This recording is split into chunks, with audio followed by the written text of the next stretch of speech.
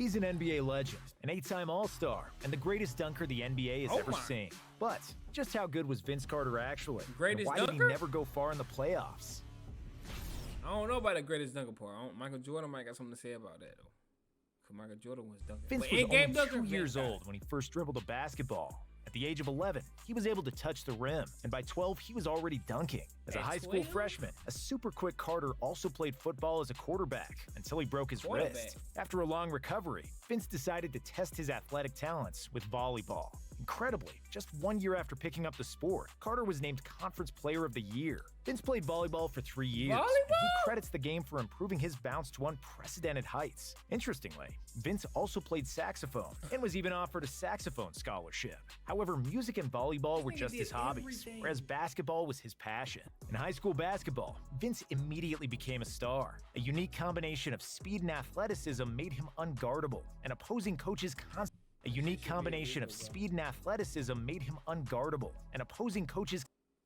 But why was he jumping? Averaged 22 points, 11 rebounds, 5 assists, and 3. A 6'6" Carter averaged 22 points, 11 rebounds, 5 assists, and 3.5 blocks per game. He led his school to the first state title in 56 years, became a McDonald's All-American, and was named Florida's Mr. Basketball. Vince followed the path of Michael Jordan, attending the University of North Carolina and playing for Dean Smith. Before he even suited up for the Tar Heels, kids were wearing his number 15 on MTV. Vince was already famous. However, he did not live up to the hype.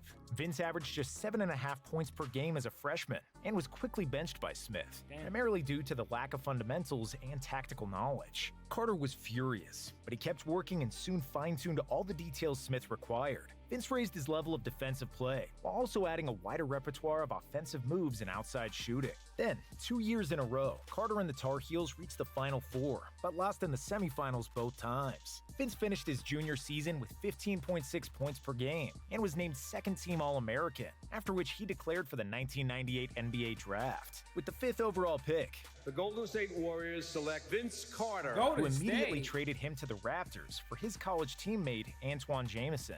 Carter's cousin Tracy McGrady was drafted by the Raptors a year earlier, and the cousins became inseparable, forming a great relationship on and off the floor. After averaging 18 points, 6 rebounds, 3 assists, and 1.5 blocks per game, Vince was almost unanimously named 1999 Rookie of the Year. Then in his second season, Vince improved his averages to 26 points, 6 rebounds, and 4 assists per game, and deservedly made the All-Star team.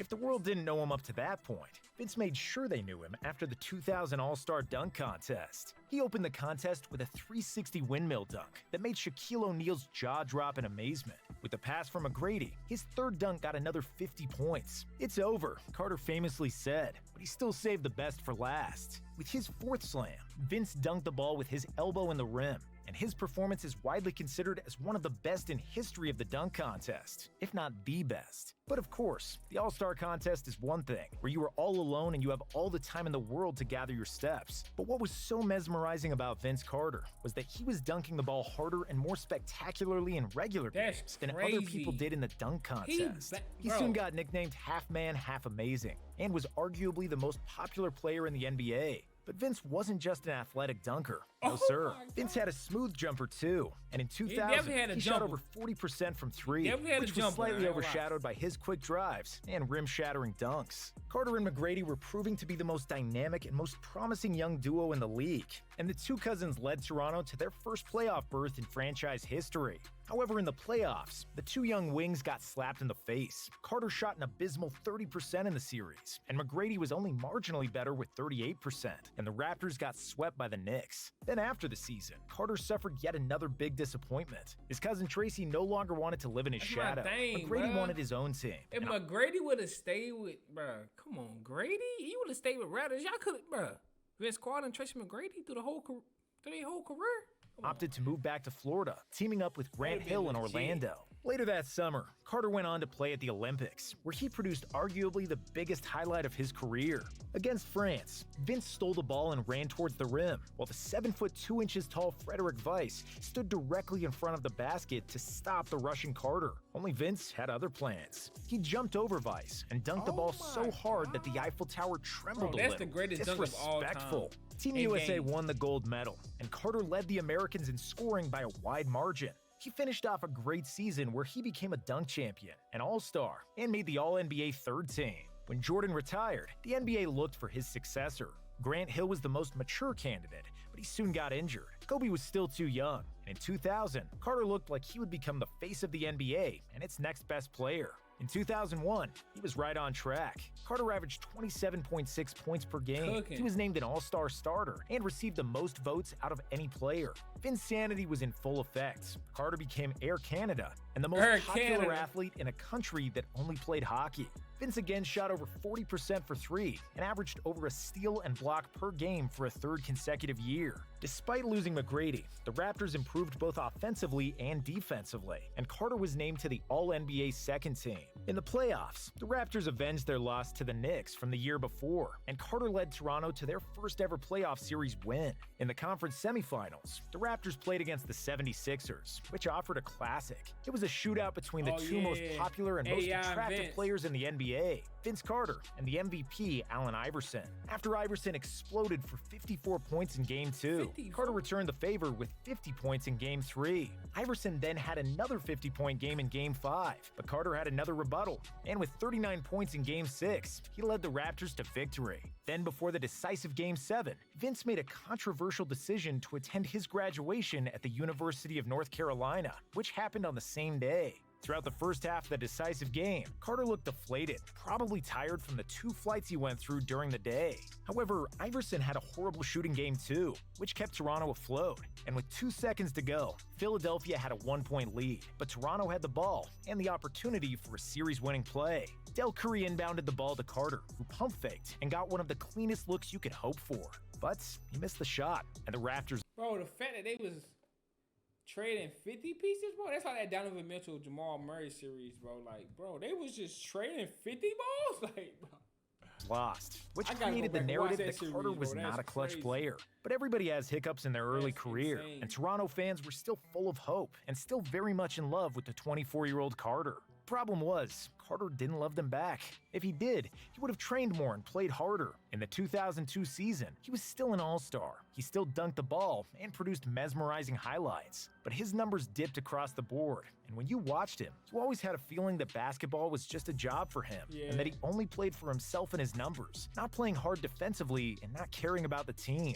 And because he didn't train as he should have, Carter battled minor injuries throughout the season, forcing him to miss the playoffs. Thankfully for the Raptors, they played more as a team and were better when Carter wasn't around. Toronto nearly advanced to the second round without Carter, losing by just 3 points in the decisive Yeah, but they went to the second round with Carter, so they wasn't better without him. So you can't say that. game against the Pistons. Then following his offseason surgery, in the 2003 season, Carter only managed to play 43 games, averaging just 20 points per game, 7 points less than 2 years prior. The Raptors became one of the worst teams in the league, but Vince was still super popular and got selected to the All-Star game as a starter.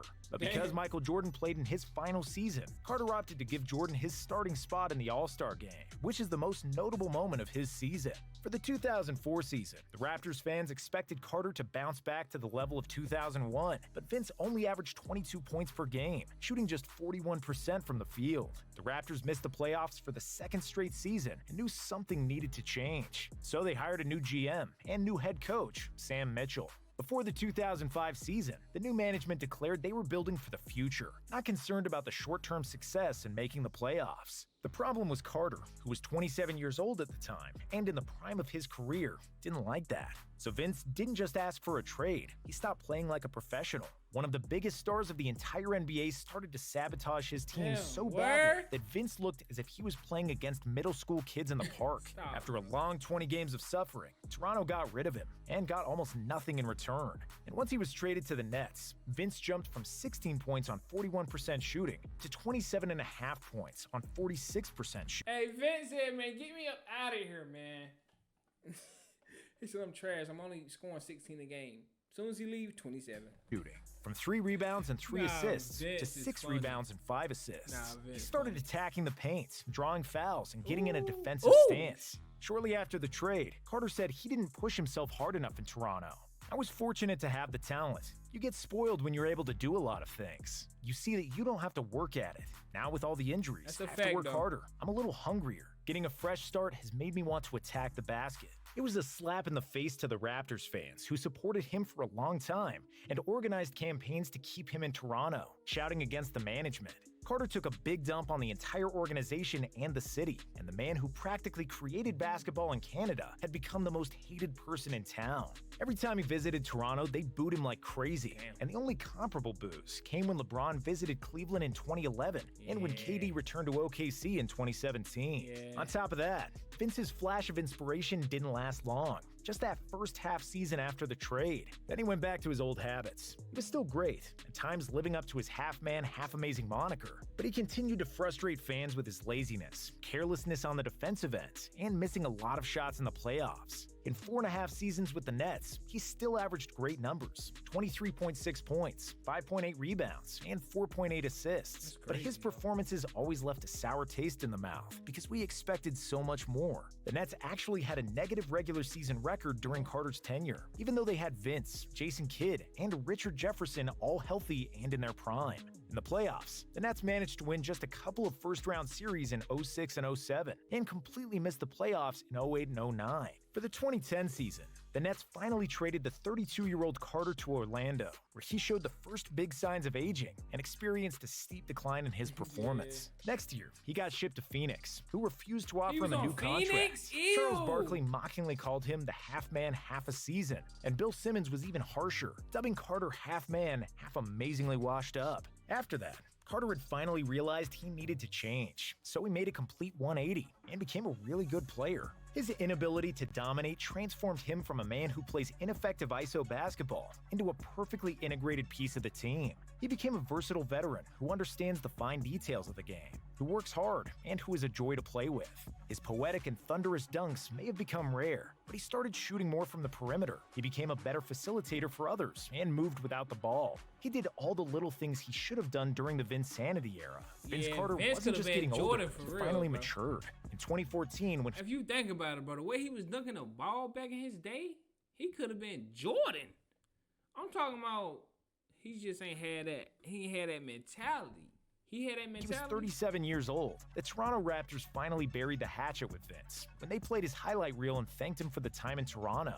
Even though a lot of people started booing, boos turned into cheers as Vince cried and sent kisses into the crowd. In 2016, while playing for Memphis, Vince won the NBA's Teammate of the Year award, and until the end of his career in 2020, he was a great mentor for younger players. Vince Carter was never a clutch player. He never won an MVP and has never even come close to winning a championship. Heck, he only made the conference finals once with Orlando, when he was the fourth best player on the team. He was one of the most talented players of his generation, but his career became a big what if. Had that mentality. What if he took basketball more seriously and played harder?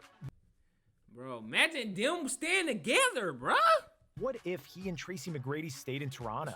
But even with all of his flaws, he's the only player in NBA history to have played for 22 seasons and is the only person to play in 4 different decades. Only Kareem and Robert Parrish appeared in more games than Vince. Carter is in the top 10 all-time in three-pointers made, and he's one of 27 players in history with over 25,000 points. But that's not even what we're going to remember him for. We're going to remember him for being the most vicious dunker the game has ever seen. Not Jordan, not LeBron, not Giannis. Vince Carter was the best dunker ever, and he is the single most responsible person for making Canada the second most represented nation in the NBA outside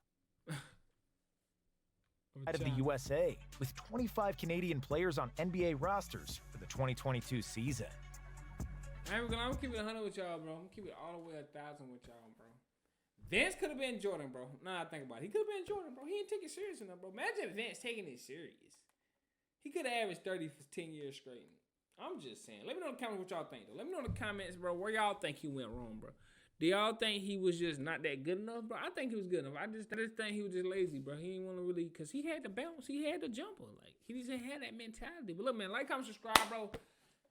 Y'all want to see more Vince, more dunks, more highlights? Let me know in the comments. And I'm going to see y'all next one, man. No bell.